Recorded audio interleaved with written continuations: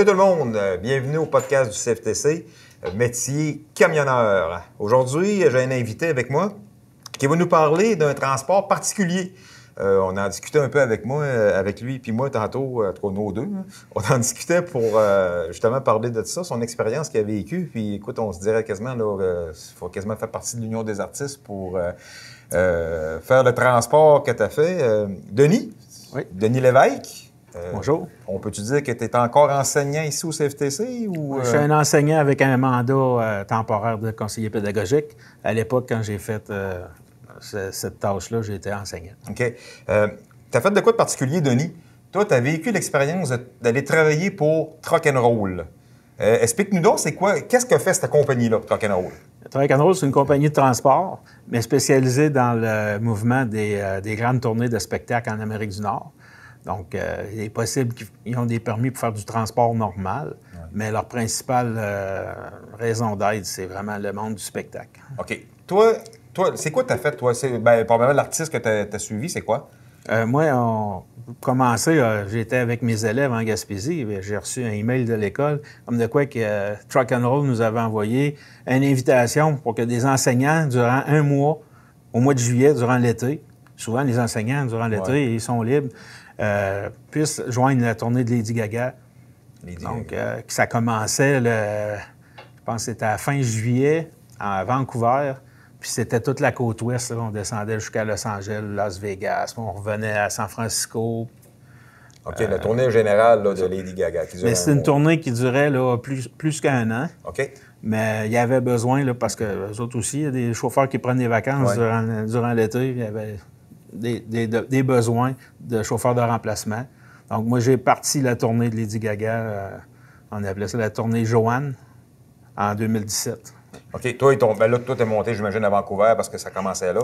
Bien, premièrement, quelqu'un m'a donné une ride à Dorval, pas loin de l'aéroport. C'est là que la compagnie est basée.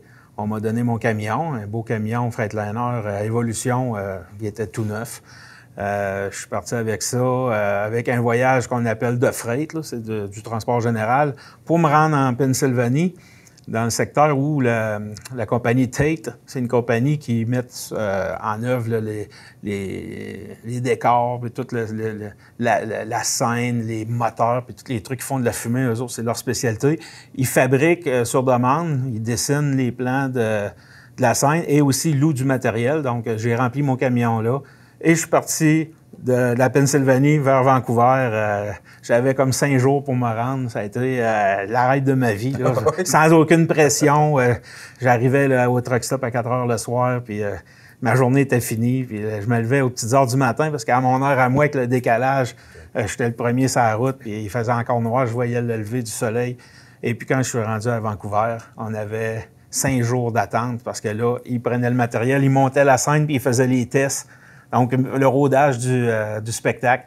Pendant ce temps-là, on était 5 jours à visiter Vancouver. Puis, tu es payé? Oh, on est payé à la semaine. Ouais. Ah, wow. Puis, OK, explique-moi un peu comment ça se déroule. Mettons, là, toi, tu as fait un mois. Là. Mettons, tu arrives là, puis là, tu es basé à Vancouver, tu as 5 jours, comme tu me dis, off. Là, le spectacle, il ne se déplace pas là, pendant un certain temps. Là, vous autres, vous restez là en tout temps? Vous faites quoi? Vous ne faites pas d'autres choses là, en on se prépare, là, comme on passait le balai d'un remorque. On avait 1 heure par jour. Ils nous demandaient, là, comme on avait des straps en quantité incroyable, on les coupait en neuf, puis on les passait avec un briquet là, pour qu'ils ne soient pas effilochés, là, pour que ça soit plus rapide des rentrées d'un bandeur. Donc, des choses comme ça. Puis après ça, ils disaient, bon, mais pour le reste de la journée, là, faites ce que vous voulez. Ils nous ont même payé des billets parce que où ce qu'on était, c'est l'ancienne aréna où les Canucks de Vancouver jouaient, le Pacific Coliseum. Et puis, c'était comme un peu l'Expo Québec. À côté, il y a un parc d'attractions qui appartient à la ville. Ils nous ont donné des billets. Bon, on est allé faire des manèges, aller jouer à des jeux d'adresse, des choses comme ça. En plus, on a visité la ville. Là. C'est pas mal pris, là. Ah non, il faisait beau, c'était l'été. C'est une très belle ville en passant à Vancouver. Là. Fait que là, ben ouais, ça peut découvrir pour moi aussi. Là. Vous autres, là, vous arrivez là, tu dis que tu suis à tourner, donc à un moment donné, tu t'arrêtes de le voir, le show. Là. J'imagine que tu peux aller le voir comme tu veux. Là. En arrivant, ils me prennent en photo, ils nous font une carte, on s'accroche ça dans le cou, là, c'est marqué, t'as ton nom, ta photo, puis de l'autre côté, c'est le logo de la tournée. Là.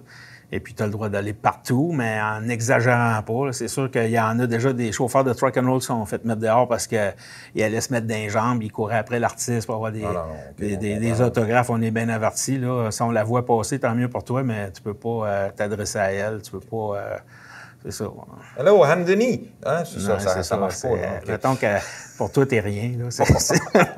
Mais c'est correct, à d'autres choix fouettés de parler là, aux camionneurs. Juste te dire, là, un soir de spectacle avec l'équipe de sonorisation, en passant, on était 30 camions, là, des camions du Québec. Là, c'est une tournée internationale.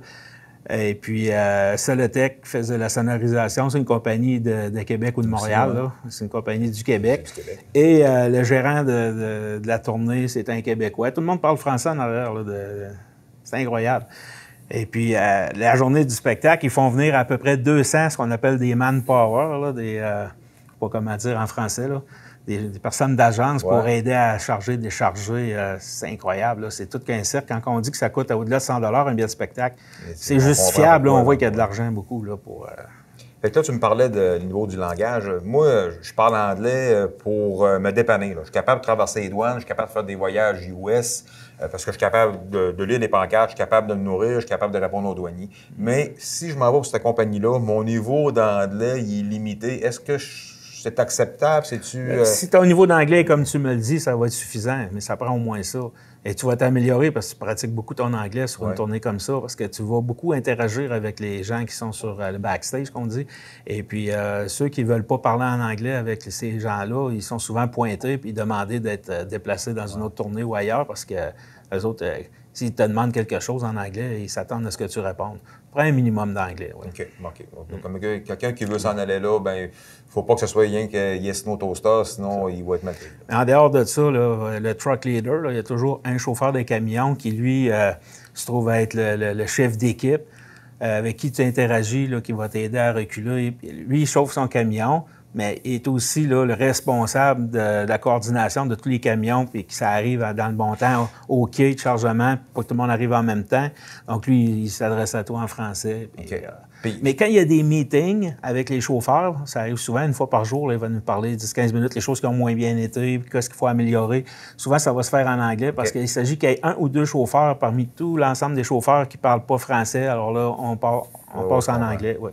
OK. Donc, il faut que tu comprennes quand même l'anglais là, pour être capable de comprendre ce qu'il va te dire. Super. Ben, sécurité. Hein. Autre chose, écoute, tu mentionnes là, que tu es un truck leader. Quand les gars arrivent dans des gros arénas, on sait souvent que c'est dans le souterrain. Hein? Moi, j'ai vu des vidéos de places où que les gars reculaient. Il y a des piliers partout. C'est vraiment, là, c'est sombre. C'est quoi la particularité quand tu recules là? C'est les marches arrière les plus spéciales qui m'est donné de voir là, dans ma carrière de camionneur. Sauf que je peux te dire que tu n'as pas beaucoup de décisions à prendre sur la façon que tu vas faire ta marche arrière. Tu fais ton approche et puis tu es en communication radio. La personne est en arrière du véhicule et va te dire donne-moi du chauffeur, donne-moi du helper, donne-moi du chauffeur, donne-moi du helper. Donc, tu engueules ton camion en direction du chauffeur. Et puis, OK, mets tes roues droites. OK, bouge pas. OK, ramène. Donne-moi du chauffeur. Et puis, il faut que tu réagis au quart de tour à ce qu'il dit, sinon ça fonctionne pas. Okay. Il y a déjà des nouveaux chauffeurs qui sont arrivés là, puis ils ont voulu faire leur style, puis dire... Puis il semble que moi, je ramènerais pas tout de suite, puis faire le contraire de ce qu'il entend dans son CB. Puis il y a un droit à un avertissement, puis après ça, c'est les rideaux fermés. Et puis, ils font reculer des gars avec les rideaux fermés. Fait qu'en voyant pas dehors, on n'a pas le choix d'écouter. Tu me niaises. Oui, absolument. Oui. Et puis, éventuellement, si ça ne fonctionne pas, les gars sont mis sur l'avion. Le billet d'avion de retour est payé, puis ils appellent à Montréal, ils se font envoyer un autre...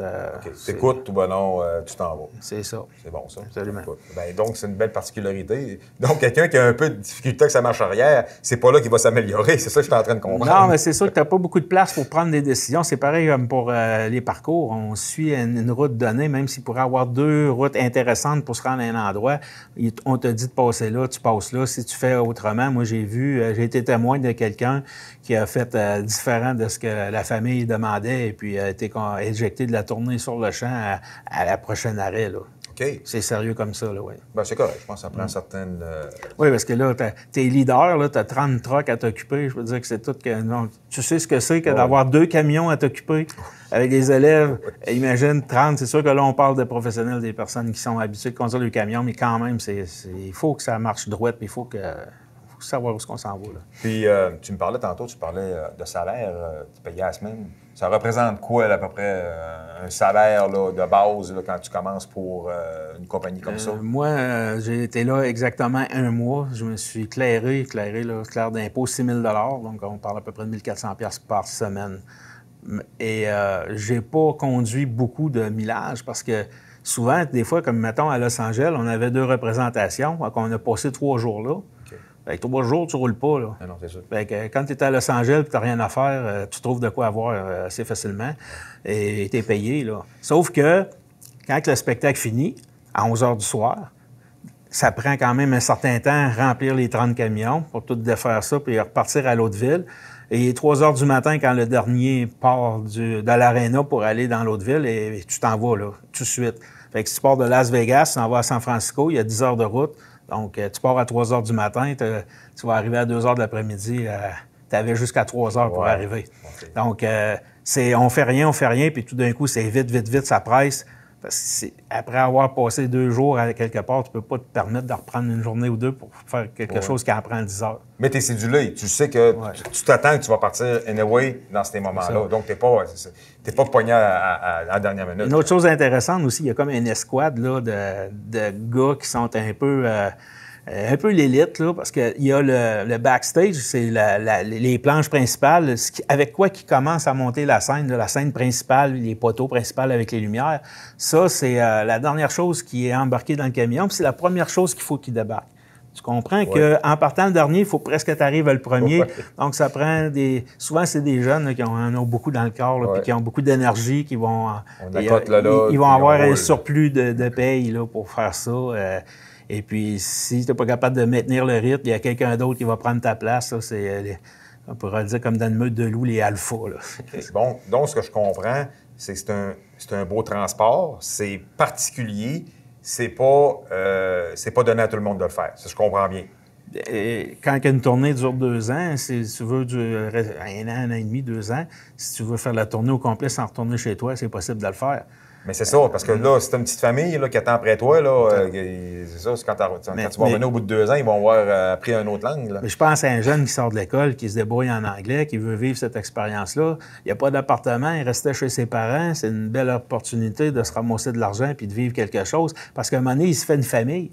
Ces gens-là travaillent ensemble pendant plusieurs semaines, plusieurs mois. Moi, je voyais les gars sortir le ballon de soccer, puis le hockey, puis jouer là, dans un cours d'aréna. Puis, ils se développent un rythme de vie différent. C'est ça. Une famille. Bon. Il y en a même des fois des couples, ils ont chacun leur camion. Et quand ils arrivent à un aréna la nuit, ils se rejoignent dans le même camion et ils vivent leur vie conjugale sur la route. Ah, bien, c'est un beau trip. Denis, pour finir, toi, est-ce que c'était à refaire? Ah, absolument. C'est quelque chose qui a marqué ma vie. Et puis, je suis vraiment content de l'avoir fait. Et je suis vieillissant un peu, mais c'est quelque chose que... Ce qui est le fun pour nous autres, ici, au centre, n'importe qui aurait, mettons, 2-3 semaines à donner, appelle chez Truck & Rolls, j'aurais 2-3 semaines et ils nous appellent, on est parti.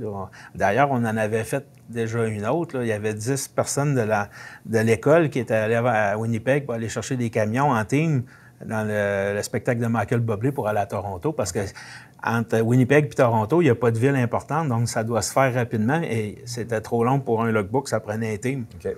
Donc, ils nous ont payé l'avion, ils nous ont monté là-bas, ils nous ont embarqué avec un autre chauffeur habitué, puis on a séparé la route jusqu'à Toronto. On a repris l'avion pour venir à Québec. Wow. Ouais. Bon, bien, Denis, merci beaucoup. Bien apprécié. Plaisir. Je pense que, bien, pour vous autres, j'imagine que si c'est un domaine qui pourrait vous intéresser, bien, c'est ouvert. C'est ouvert à vous, puis comme on l'a dit tantôt, là, c'est quand même de quoi qui est particulier. Ça prend des passionnés, puis je pense que le métier de camionneur, bien, c'est ça. Et puis, il y a de toutes les sortes. Puis, c'est une des sortes de transport qui pourrait être faite. Fait que, n'ayez pas peur. Si vous avez le goût pour ça, bien, je pense que c'est une bonne opportunité. Fait que, merci. Au revoir à tout le monde. Merci.